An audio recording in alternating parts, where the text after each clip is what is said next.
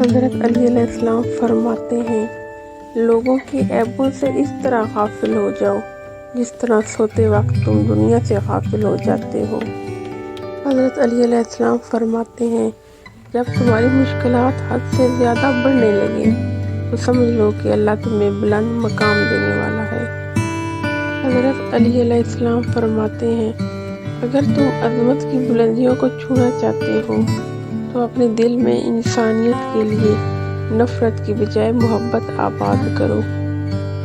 حضرت علی علیہ السلام فرماتے ہیں، بے سکونی بڑھ جائے تو عبادت کا وقت بڑھا دو، اسے نماز پڑھ کے بھی سکون نہیں ملتا، اسے چاہیے کہ نماز سکون سے پڑھے۔ حضرت علی علیہ السلام فرماتے ہیں، دنیا والوں پر اپنا دکھ ظاہر مت کرو، کیونکہ وہ وہاں چوٹ ضرور مارتے ہیں جہاں پہلے سے زخم ہو۔